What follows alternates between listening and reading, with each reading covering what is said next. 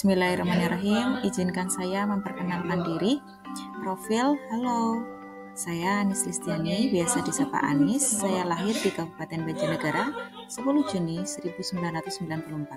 Sekarang saya menjadi guru di SMK Negeri 1 Susukan, Kabupaten Banjarnegara, Jawa Tengah, Indonesia. Fasilitator dan pengajar praktek. Fasilitator saya adalah Bapak Heru Setiawan, STSkom.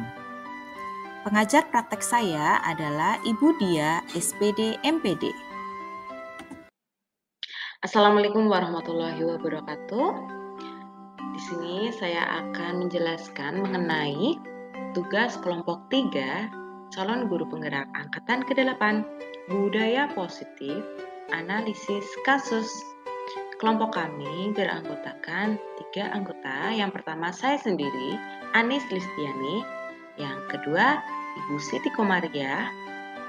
Yang ketiga, Gayu Triyunianti.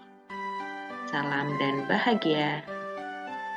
Oke, sebelum masuk ke sesi penjelasan, di sini ada yel-yel kelompok 3. Kami adalah kelompok 3. Kelompok 3 siap.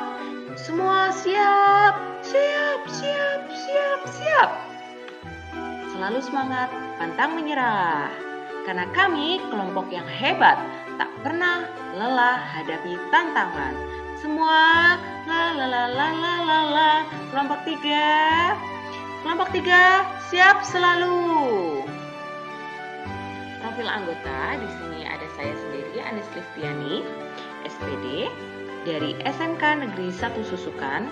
Yang kedua ada Ibu Siti Komaria, SPD dari SMP IT Mutiara Hati Klampok. Yang ketiga ada Ibu Gayu Triyunianti, SPD dari SMP Negeri 3 Purworejo Klampok. Kasus ke-1. Kasus 1, guru matematika dan wali kelas 8 Ibu Santi sakit sehingga tidak dapat masuk dan mengajar. Akhirnya dicarikan guru pengganti, Ibu Eni. Ibu Eni baru 2 tahun menjadi guru SMP. Beberapa murid perempuan, Vivi dan Natali, mengetahui hal ini dan mulai menggunakan kesempatan dan bersikap seenaknya, tertawa dan tidak mengindahkan kehadiran Ibu Eni. Ibu Eni mencoba menyapa Vivi dan Natali dengan ramah, sambil mengingatkan mereka untuk tetap fokus pada pengerjaan tugas. Ayolah, kerjasamanya, tugasnya dikerjakan. Nanti ibu ditegur Bapak Kepala Sekolah kalau nanti kalian tidak mengerjakan tugas. Tolong bantu ibu ya. Namun Vivi dan Natali malah tertawa. Ibu santai saja bu. Mereka tetap tidak mengerjakan tugas dan malah mengobrol. Keesokan harinya, Ibu Santi memanggil Vivi dan Natali serta menanyakan tentang laporan Ibu Eni. Ibu Santi menanyakan apakah mereka bersedia melakukan memperbaiki permasalahan yang ada. Vivi dan Natali sempat ragu-ragu dan membela diri, namun pada akhirnya mengatakan akan minta maaf. Ibu Santi menanggapi bahwa tindakan itu boleh saja dilakukan bila mereka sungguh-sungguh ingin minta maaf. Namun Ibu Santi menanyakan kembali apa yang mereka bisa lakukan untuk rasa tidak dihormati Ibu Santi. Baik Vivi maupun Natali mengakui bahwa perilaku mereka tidak sesuai dengan keyakinan kelas. Ibu Santi melanjutkan kembali apa yang akan mereka lakukan untuk memperbaiki masalah. Apakah ada gagasan yang lain? Setelah berpikir sejenak, Natali dan Vivi mengusulkan bagaimana kalau mereka mengadakan sebuah diskusi kelompok dan teman-teman sekelasnya. Tema yang mereka pilih adalah penerapan keyakinan kelas, terutama tentang sikap saling menghormati dan bagaimana penerapannya di kehidupan sehari-hari di sekolah. Usulan kedua adalah mengirim email kepada Ibu Eni tentang gagasan mereka tersebut. Mereka pun memberitahu Ibu Eni bahwa mereka telah memberitahu kepala sekolah bila lain waktu ada ketiadaan guru, maka mereka akan mengusulkan Ibu Eni sebagai guru pengganti. Analisis dan jawaban pertanyaan. Yang pertama, dalam kasus di atas yang tadi saya bacakan, langkah-langkah restitusi apa saja yang sudah dijalankan oleh Ibu Santi? Yang kedua, menurut saya, apakah restitusi yang diusulkan Vivi dan Natali sudah sesuai dengan pelanggaran yang telah dibuat? Apakah langkah-langkah restitusi yang telah diusulkan mereka? Yang ketiga, dalam kasus di atas, posisi apakah yang telah diambil oleh Ibu Eni dalam menangani Vivi dan Natali? Dan jawaban Anda. Yang keempat, jika Anda adalah Pak Hasan, bagaimana Anda menyikapi langkah yang ditempuh Ibu Santi? Analisis yang pertama mengenai dalam kasus di atas, langkah-langkah restitusi apa saja yang sudah dilakukan Ibu Santi? Yang pertama, menstabilkan identitas. Contoh, Ibu Santi wali kelas 8 memanggil Vivi dan Natali untuk menanyakan permasalahan yang dilakukan oleh Ibu Eni. Yang kedua, validasi tindakan yang salah. Contohnya, tindakan itu boleh saja kalian lakukan bila kalian sungguh-sungguh ingin minta maaf. Apakah yang akan kalian lakukan untuk mengganti rasa tidak dihormati Ibu Eni? Selanjutnya, menanyakan keyakinan. Contoh, menanyakan keyakinan, apakah sikap kalian itu sudah sesuai dengan keyakinan kelas? Apa yang akan kalian lakukan untuk memperbaiki masalah? Apa ada gagasan? Masih menanyakan keyakinan? Contohnya itu, kami mengakui perilaku kami tidak sesuai dengan keyakinan kelas, Bu. Bagaimana kalau mengadakan diskusi kelompok dengan teman-teman sekelas dengan tema sikap saling menghormati dan bagaimana penerapannya di kelas dan lingkungan sekolah? Analisis soal kedua, menurut Anda apakah restitusi yang diusulkan Vivi dan Natali sudah sesuai dengan pelanggaran yang telah dibuat? Apakah langkah-langkah restitusi yang telah diusulkan mereka? Langkah-langkah restitusi, Vivi dan Natali mengakui perilaku mereka tidak sesuai, mengadakan diskusi kelompok dengan teman-teman sekelasnya dengan tema penerapan keyakinan kelas. Yang kedua, mengirim email kepada Ibu Eni tentang gagasan mereka.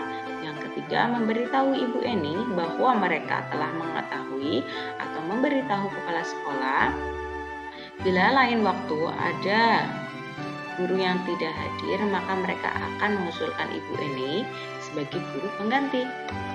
Analisis pertanyaan yang ketiga. Dalam kasus di atas, posisi apakah yang telah diambil oleh Ibu Eni dalam menangani Vivi dan Natali? Jelaskan jawaban Anda. Posisi yang sudah diambil Ibu Eni dalam menangani Vivi dan Natali. Ibu Eni memposisikan sebagai teman seperti tercermin dalam kalimat, Bu Eni mencoba menyapa Vivi dan Natali dengan ramah sambil mengingatkan mereka untuk tetap fokus dan mengerjakan tugas. Ayolah, tugasnya dikerjakan, nanti Ibu ditegur Bapak Kepala Sekolah. Kalau kalian tidak kerjakan tugas, tolong bantu Ibu ya. Analisis soal yang keempat, jika Anda adalah Pak Hasan, bagaimana Anda menyikapi langkah yang ditempuh Ibu Santi? Jika Pak Hasan tidak memihak, Pak Hasan melihat kronologi kasusnya dan mencari solusi terbaik. Langkah yang harus ditempuh Ibu Santi sesuai restitusi. Lanjut, kasus kedua. Kasus kedua, Sabrina hari itu bangun terlambat dan terburu-buru sampai di sekolah. Ia pun akhirnya sampai di gerbang sekolah, tapi baru menyadari kalau tidak menggunakan sepatu hitam seperti tertera di peraturan sekolah. Di depan pintu kelas, Bapak Lukman memperhatikan sepatu Sabrina yang berwarna coklat. Sabrina berusaha menjelaskan bahwa dia terburu-buru dan salah mengenakan sepatu. Lukman menanyakan Sabrina, apa peraturan sekolah tentang seragam warna sepatu? Sabrina menjawab sudah mengetahui sepatu harus berwarna hitam, namun terburu-buru dan salah mengenakan sepatu. Selain tidak mungkin kembali pulang karena rumahnya jauh sekali, Pak Lukman tetap bersikeras pada peraturan yang berlaku dan mengatakan, "Ya sudah, kamu sudah melanggar peraturan sekolah, kamu salah, sudah terlambat, salah pula warna sepatunya.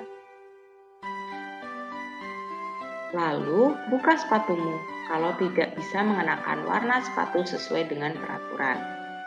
Sabrina meminta maaf dan memohon kembali kepada Pak Lukman agar tetap dapat mengenakan sepatunya dan berjanji tidak akan mengulang kesalahannya. Namun Pak Lukman tidak mau tahu. "Tidak, kamu telah melanggar peraturan sekolah. Kalau tidak sanggup, ambil sepatu di rumah atau diantarkan sepatu ke sekolah. Sudah, kamu tidak bersepatu saja seharian di sekolah. Sekarang copot sepatumu dan kembali belajar tanpa sepatu seharian." Sabrina pun dengan berat hati mencopot sepatunya dan memberikan kepada Pak Lukman. Seharian dia tidak berani berkeliling sekolah karena malu dan lebih banyak berdiam diri di kelas tanpa alas sepatu.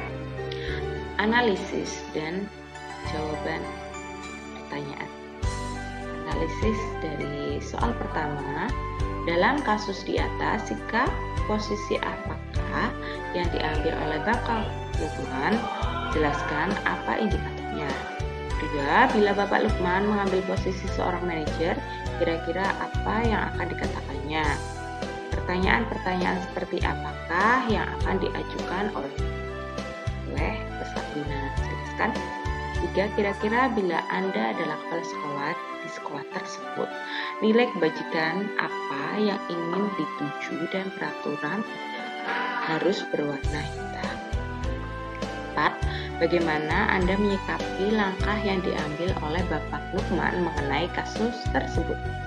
Pertama, dalam kasus di atas, sikap posisi apa yang diambil oleh Bapak Lukman? Jelaskan apakah indikatornya.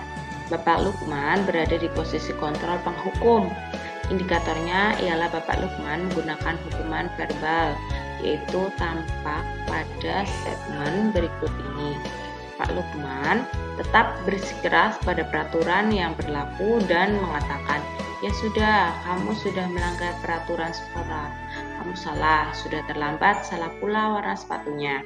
Segera buka sepatumu kalau tidak bisa mengenakan warna sepatu sesuai peraturan."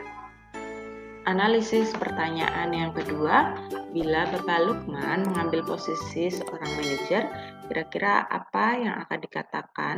Pertanyaan-pertanyaan seperti apakah yang akan diajukan ke Sabrina? Jelaskan. Jika Pak Lukman menerapkan posisi kontrol manajer, idealnya Pak Lukman bertanya, "Sabrina, apakah kamu mengetahui jam berapa sekolah dimulai?" Nadanya halus. Yang kedua, apakah kamu tahu perihal warna sepatu yang sudah tertera pada peraturan sekolah? Bagaimana kamu akan memperbaiki masalah ini? Ketiga, apakah di lain hari akan ada masalah kamu hadir tepat waktu? Nah, yang terakhir, besok akan ada masalah untuk memakai sepatu yang pada peraturan sekolah kita. Analisis soal ketiga. Kira-kira bila Anda adalah kepala sekolah di sekolah tersebut, nilai kebajikan apa yang ingin dituju oleh peraturan harus berwarna hitam. Jika saya jadi kepala sekolah, nilai kebajikan yang dituju, nilai kebajikan menghormati atau menghargai serta tanggung jawab. 4. Bagaimana Anda menyikapi langkah yang diambil oleh Pak Lukman mengenai kasus tersebut? Sikap saya menyikapi langkah yang diambil Pak Lukman sangat disayangkan sekali karena posisi kontrol penghukum yang dilakoni Pak Lukman hanya akan membuat murid marah dan memendam ataupun bersifat agresif. Saya akan mengarahkan Pak Lukman untuk di lain hari melakoni posisi kontrol manager. Lanjut kasus ketiga. Kasus ketiga, Ibu Dani sedang menjelaskan pelajaran bahasa Inggris di papan tulis. Namun beliau memperhatikan bahwa Fajar malah tidur-tiduran dan tampak acuh tak acuh pada pelajarannya. Fajar, coba jawab pertanyaan nomor 3. Maju ke depan dan kerjakan di papan tulis. Fajar pun tampak malas-malasan maju ke depan. Dan sesampai di depan papan tulis pun, Fajar diam terpaku sambil memegang buku bahasa Inggrisnya dan spidol di tangannya. Ayo Fajar, makanya jangan tidur-tiduran, perhatikan. Sudah sana duduk kembali, kira-kira siapa yang bisa? Fajar pun kembali duduk di bangkunya. Hal seperti ini sudah seringkali terjadi pada Fajar.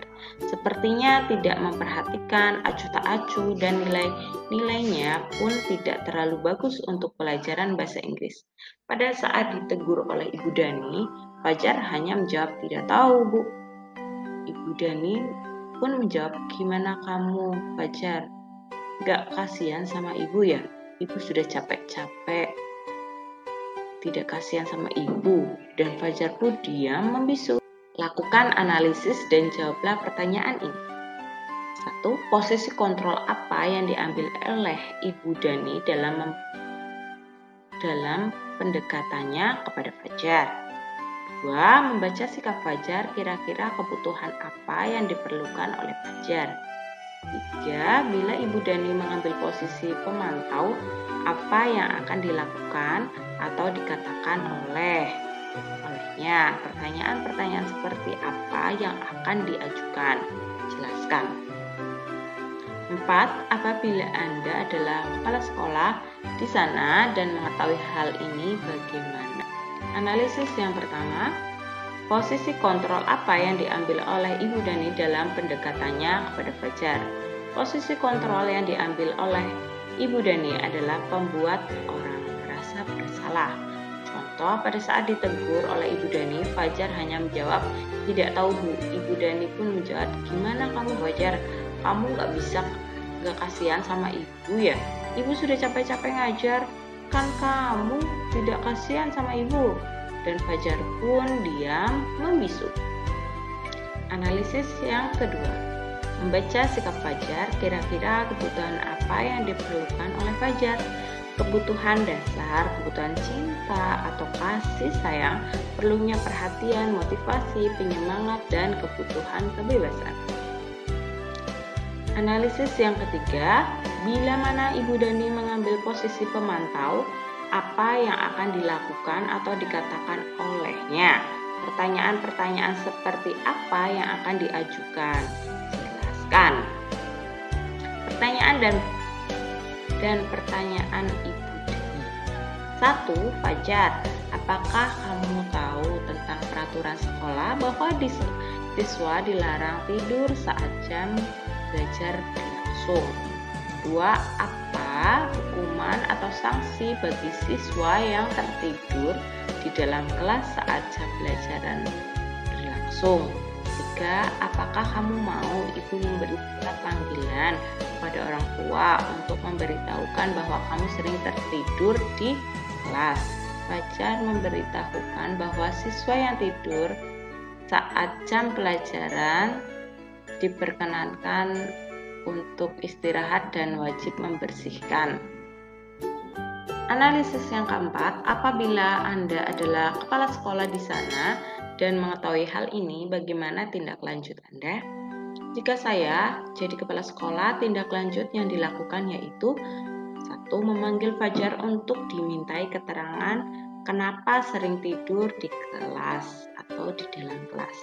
Yang kedua, memotivasi Fajar setelah paham apa yang menjadi penyebabnya sering tidur di dalam kelas. Yang ketiga, menyarankan wali kelas dan guru BK untuk lebih memperhatikan dan memotivasi. Yang keempat, melakukan home visit sebagai tindak lanjut agar ada perbaikan dari Fajar. Lanjut, kasus keempat. Kasus keempat, Anto dan Dino sedang bermain bersama di lapangan basket dan tiba-tiba terlibat dalam tengkaran adu mulut. Dino pun emosi dan mengadakan kontak fisik, menarik kemeja Anto dengan kasar sampai 3 kancingnya terlepas. Pada saat itu guru piket langsung melerai mereka dan membawa mereka ke ruang kepala sekolah. Ibu Suti sebagai kepala sekolah berupaya menenangkan keduanya, terutama Dino. Dino, sepertinya kamu saat ini sedang marah sekali. Mendengar itu, Dino pun mengalir bercerita tentang hatinya. Ibu Suti pun melanjutkan bahwa membuat kesalahan adalah hal manusiawi dan bahwa mempertahankan diri adalah hal yang penting. Minta Dino memikirkan cara lain yang mungkin lebih efektif karena saat ini Dino berada di lingkungan sekolah.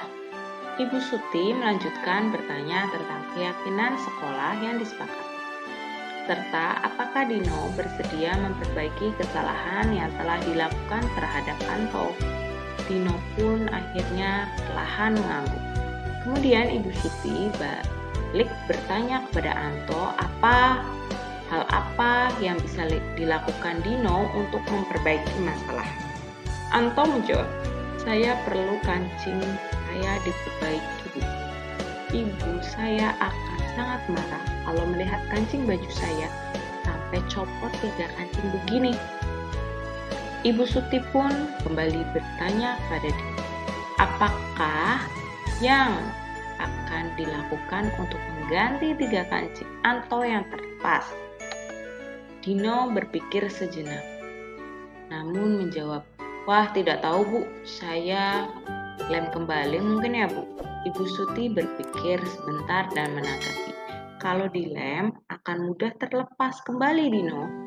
Bagaimana kalau kamu menjahitkan saja? Bersedia kamu?" Dino tampak ragu-ragu dan menanggapi, "Menjahit? Mana saya tahu bagaimana menjahit, Ibu." Ibu Suti meneruskan, "Apakah kamu ya belajar menjahit?" Dino berpikir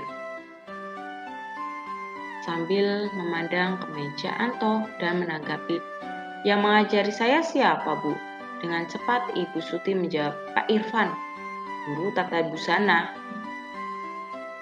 Dino terdiam sejenak, memandang kemeja Anto yang tanpa kancing. Akhirnya Dino mengangguk tanda menyetujui dan sepanjang siang itu Dino belajar menjahit dan memperbaiki kemeja Anto. Terakhir kali terlihat kedua anak laki-laki tersebut, Dino dan Anto, pada jam pulang sekolah mereka sudah bercengkrama dan bersenda gurau kembali. Lakukan analisis dan jawablah pertanyaan ini. 1. Posisi kontrol apa yang telah dipraktekkan oleh kepala sekolah Ibu Suti? Hal-hal apa saja yang dilakukannya sehingga Anda berkesimpulan demikian? 2. Dalam kasus tersebut bagaimana Dino dikuatkan, bagaimana Anto dikuatkan oleh Ibu Suti? 3. Kira-kira nilai-nilai kebajikan atau keyakinan sekolah apa yang dituju dalam kasus tersebut? Jelaskan. Posisi kontrol apa yang telah dipraktekkan oleh kepala sekolah Ibu Suti?